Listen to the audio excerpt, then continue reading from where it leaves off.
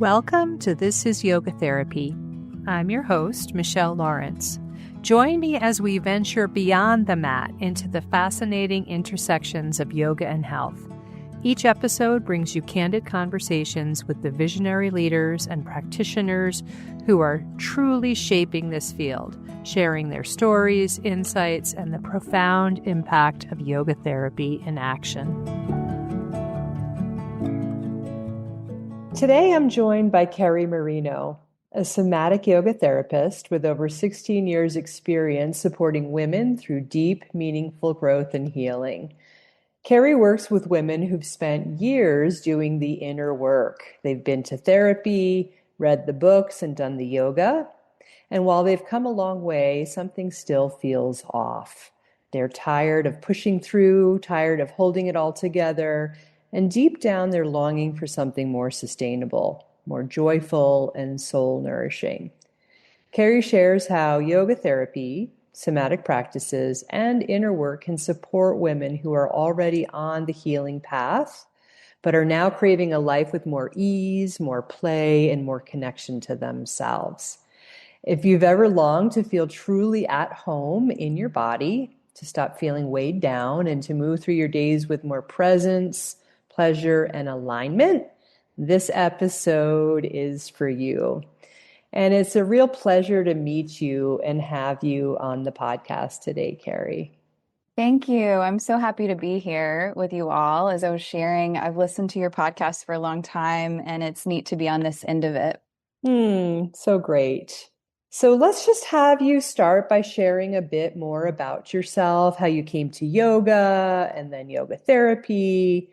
And really, how did you move toward this specific niche of working with women who are already on their healing journey? I'm curious about that part too.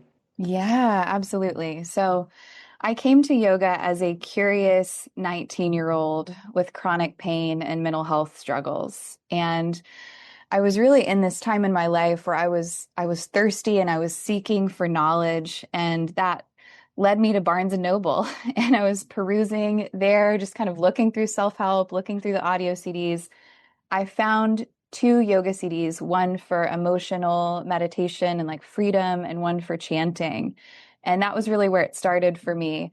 I didn't know what I was doing, but I was curious and ready to try just about anything. And I found that I loved how those 2 things felt for me. And so that sparked more interest. I was like, okay, well, if these are helping me, what would physical yoga do for me? And so I bought a Rodney Yee DVD. I'm probably dating myself a little bit here.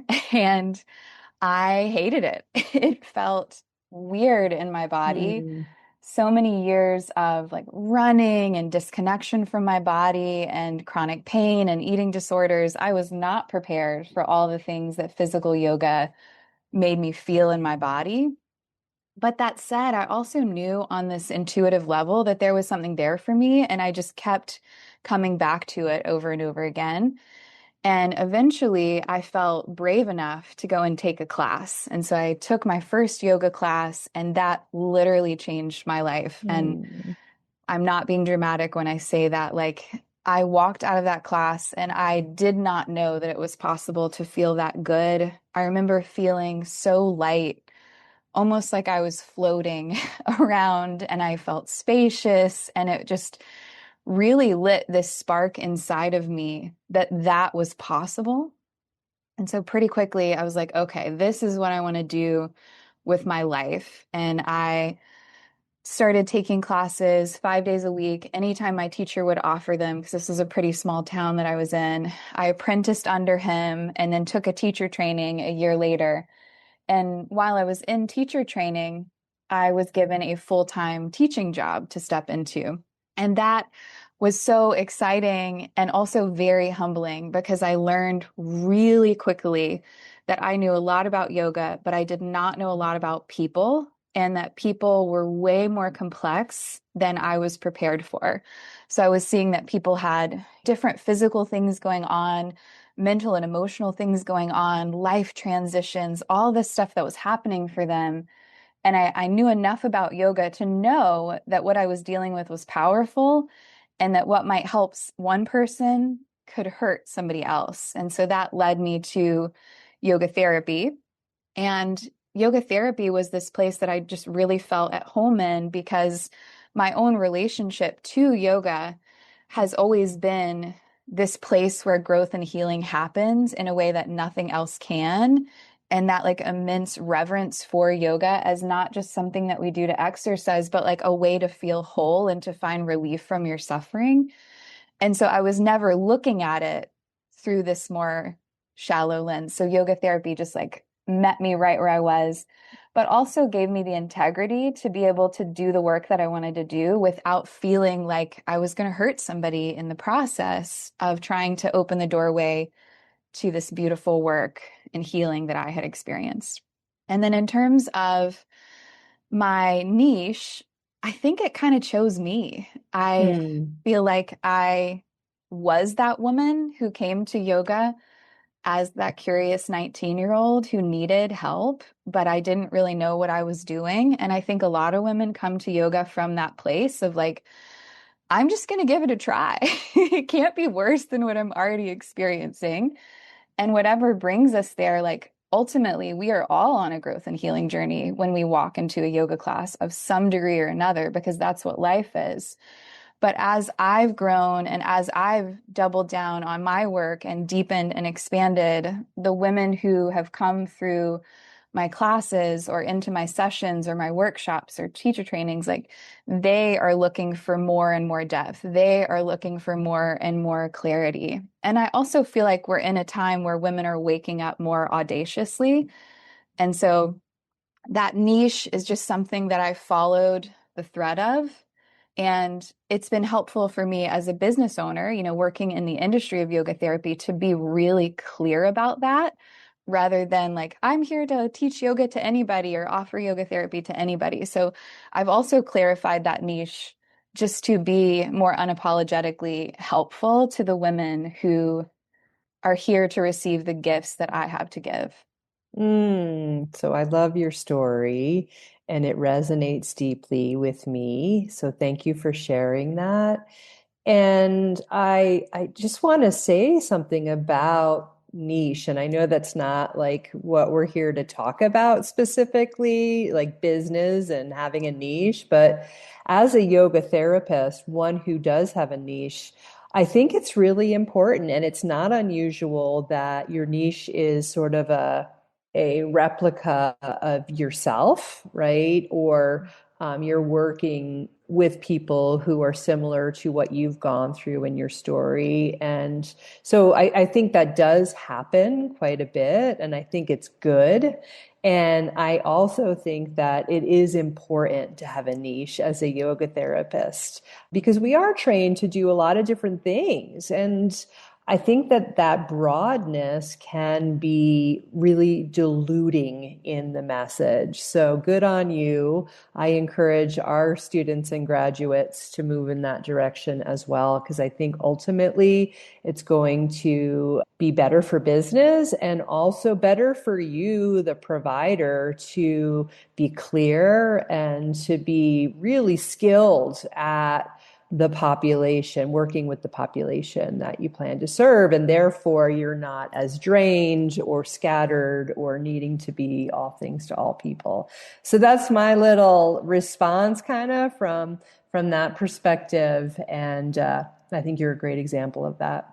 I feel like also coming back to that concept of not doing harm, like when we have Mm-hmm. a niche, Mm. we can really just wrap ourselves around that so wholeheartedly and just also like we can study the evidence-based things. We can look subjectively at what's happening. And so it really does allow us to be that channel for good in a Yeah, heightened way. absolutely. Yeah, really great point. Mm-hmm. So let's talk a bit about your work then and some of the specifics of it. I guess the first thing that stands out, I'd love to hear your talk on this, is your perspective on why the nervous system and nervous system healing is the missing link for so many women who feel stuck even after years of personal growth. Let's talk about the nervous system aspect. Yes, I think that So many women, so many people do not understand that literally everything that you do, the way that you think, the way that you feel, the different emotions that you have as like repeat emotions or options, what you notice in your body, how you behave in relationships or in your life in terms of like, how do I relate to food? How do I relate to money? Like, it's all about the state that your nervous system is in. And the reality is that we're not consciously deciding that stuff. Like your nervous system is this behind the scenes protective software that's discerning what your experiences are and then producing these automatic responses based on your past experiences.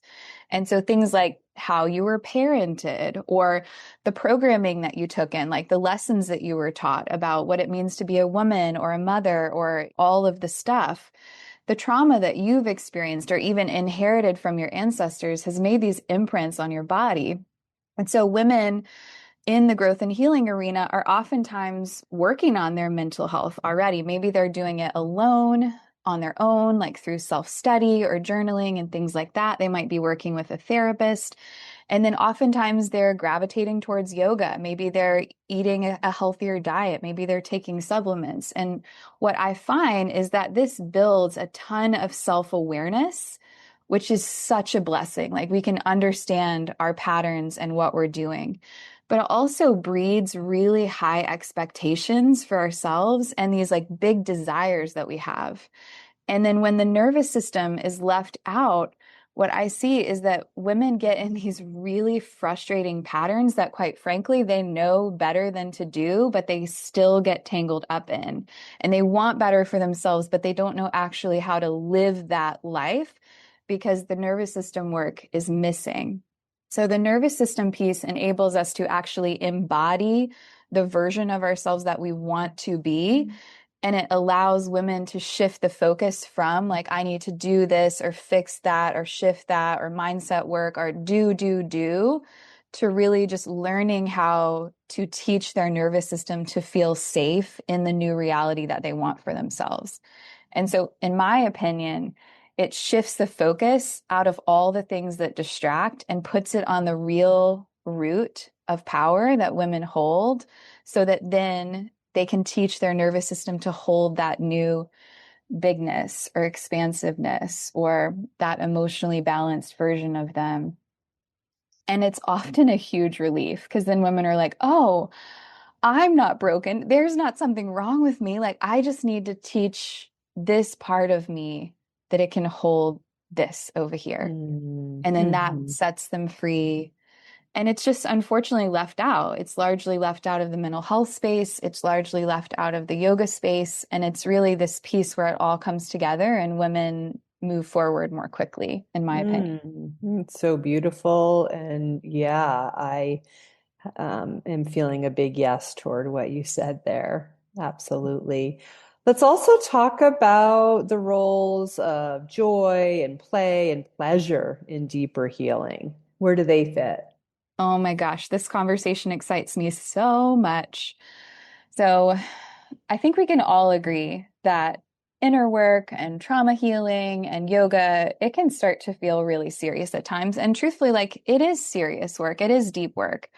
But also, the interesting part of this is that the more you go into your growth and healing, the more you go into your yoga practice and the deeper layers of the practice, like the therapeutic pieces, the more this actually opens you up to feel lit up inside, to feel more joy, play, and pleasure in your life. And I often think of the words from Brene Brown, the teaching she has on numbing and how we don't get to selectively numb. When you shut down your pain or your anxiety or the part of you that's afraid to set boundaries, you're also shutting down your access to joy and play and pleasure. And so as you begin to heal and grow, you start to feel more things, like the whole range of what's possible for you, the messiest versions of you, the yummiest versions of you. When you acknowledge the things that you've been through and how they've impacted you, when you learn to heal through your body, your capacity expands for you to receive on this broader level and to actually open yourself up to all of this goodness that's out there. But also true this is not something that happens automatically for a lot of women. It's not just this effortless thing of like, okay, I did the work and now joy is here and I feel immense pleasure in my body. It's actually this practice. Maybe we haven't been taught that. Maybe it doesn't feel safe to us. Maybe we literally just don't even know that it's possible, like to the level that I'm talking about. And so I often think about like joy and play and pleasure practices as part of growth and healing as being like a sponge. Like when you have a sponge that's already wet, you can't soak up as much liquid versus the growth and healing journey like wrings us out. So then we have the capacity to soak in more.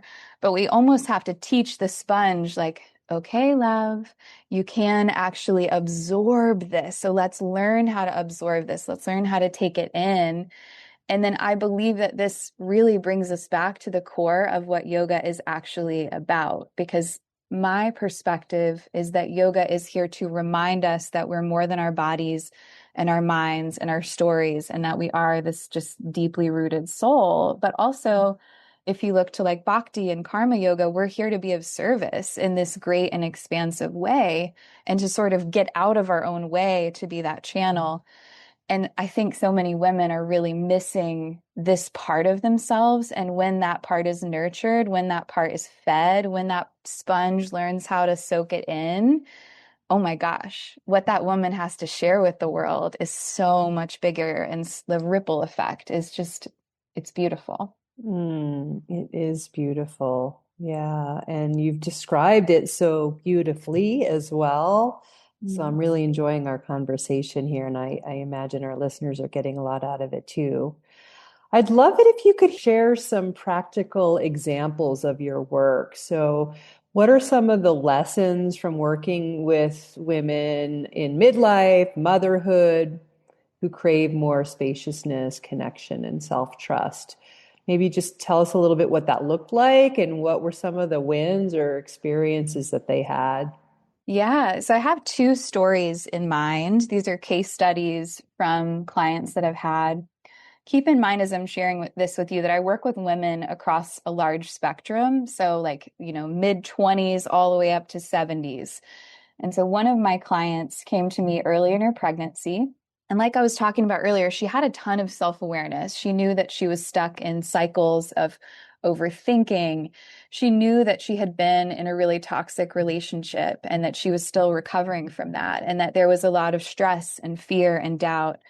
And she came to me very honestly and said, I know that I don't want to carry this into my motherhood. And that's what sparked her to get started with me. As we worked together, she realized that she had never been taught how to feel her emotions or to value her own needs.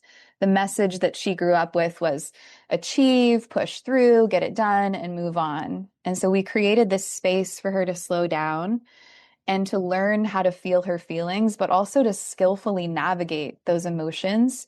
We learned how to make space for her to reconnect through her body through yoga. And then she, in the process, learned that she was carrying all of this trauma from her own childhood and how she was mothered. So that opened the doorway for her to set boundaries and for her to tend to her inner child and love on that part, but also learn how to have like really honest and vulnerable and the kind of conversations with your partner that helps you grow together rather than just like shut down. And this inner shift helped her to feel more grounded. She began to trust herself and feel more present. And that enabled her to step into motherhood from a place of really just feeling whole and feeling ready to take that journey together, and knowing that she wasn't just going to like kick the things down the line that she had spent her life carrying, that she could be the conscious mom that she wants to be. I'd love to pause on that for a second. So beautiful. And just what comes up for me is, don't we want that for all mothers, right? Don't we want that for all children? As a Mm, mom myself, like I want that because we know my daughters are going to become mothers someday potentially as well, right? So we want to pass that on in such a conscious way. Yeah, that's beautiful. yeah. It gives me chills. This is a core part of my message is like mothering the mothers so that we can heal the world, if I'm being just Hmm. totally honest. Yes. Another one of my clients came to me. She had been battling depression and pain on and off through her adult life. And she had found that in the past she could manage these. But this time, despite medication and therapy, she just couldn't crawl out of the depression and the pain. And so on the surface, if you looked at her, everything looked fine. She was a loving mother. She cares deeply about her work. She was taking care of all the things that needed taking care of in her life. But inwardly, she was in this really hopelessly low point. And as we worked together, she started to explore the parts of her that she had not even considered looking into before. She started looking at her thoughts and her feelings and her desires, and we decoded the messages that her body was sending for her. And if I'm really honest with you, this was scary for her. And she had to ask herself some big questions. And she found that it was really hard to actually trust in her own inner knowing and her thoughts and her feelings. And so for her specifically, we needed to really dive into yoga practice and nervous system work because we had to teach her system, like that operating system inside, that it was actually safe. It was actually okay to listen to inner knowing. And that whatever came up from that, she had the skills inside to be able to meet it and to live her life in a way that was going to be more spacious. Even though this was scary, even though it asked her to look at some deep things, she found that her pain in her body went away and that her depression lifted and that she was in a totally new space, a space where she could start to dream again, a space where she could get creative, a space where she started to find more joy and pleasure in small things like going out in her garden or singing songs with her daughter and just being able to devote her life to something bigger than just getting by and getting through the day. And I Mm. think at the end of it all, really she remembered who she was underneath all of the coping strategies and surviving that she had lived her life operating from. Wow, another really beautiful story. Thank you for the work that you're doing. Yeah, it's such important work. So I'd love to know a little bit about you too, in terms of what practices nurture, nourish, sustain you. We know that this is such an important part of becoming a yoga teacher and a yoga therapist, that is having your own personal practice first. And I also recognize that practice changes over the years and time of life, season of life that we're in, and maybe even just the season each year. So give us a little insight into what your personal practices look like. Yeah. I will say that I'm very much in the trenches of motherhood myself. I have three babies. They're Oh my gosh. 6 and 9. And so my practice has really, adapted itself to meet motherhood Of and the way that course. that manifests in my day to day. Yep. But for me, yoga is this living practice that is just part of my day all day long, just like eating or drinking water or, any of those other just routine things that we do. So I view it as something that touches every part of my life. And my formal practice really centers around like gentle and restorative or like a slow vinyasa yoga. Honestly, like 15 to 30 minutes, maybe after the kids go to bed or in between sessions with clients, whenever I can squeeze it in, I just love to like roll out my mat and let my body tell me what it needs. I am really big on chanting. I have a harmonium and I'll play it with my kids, or I'll just play it on my own, or I'll just chant while I'm cooking dinner. And meditation is a big one for me as well. I typically meditate while I'm laying in bed with my youngest. He's still nursing, so it's this sweet time of just like Mm. all the oxytocin and meditation. And then my favorite pranayama right now is Durga pranayama. Like I just love to lay back and just it makes me feel soft inside, but also like deeply nourished. So all kinds of things are happening. Bhakti, karma yoga are like just so near to my heart and the way that I look at my life in parenting. Mm. That's really sweet and beautiful and makes a lot of sense too. And I'm curious, something that you said earlier. Do you remember those DVDs that you bought at the bookstore, who they were from? Rodney Yee. Yeah, you mentioned Rodney, but the And chanting one. chanting was Beryl Bender Birch, Oh, which I don't know. really? She still has some great YouTube videos. Actually, you can Oh, find I've studied with her on many occasion. incredible. I've never gotten to Yeah. take any live trainings, but Uh-huh. her chanting CD was amazing. And then I don't remember who had it was Meditations for Emotional Freedom Huh. was the name of the Interesting. CD, and it's still out there. Wow, that's so cool. Yeah, I was just wondering about that.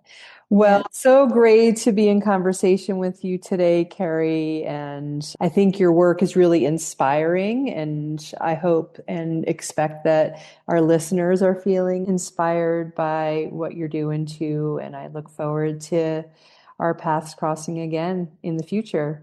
Yes, thank you so much. It's great to connect with you and all of the listeners here as well. Thanks again for listening. If you're interested to learn more about who we are and what we do, check us out at innerpeaceyogatherapy.com.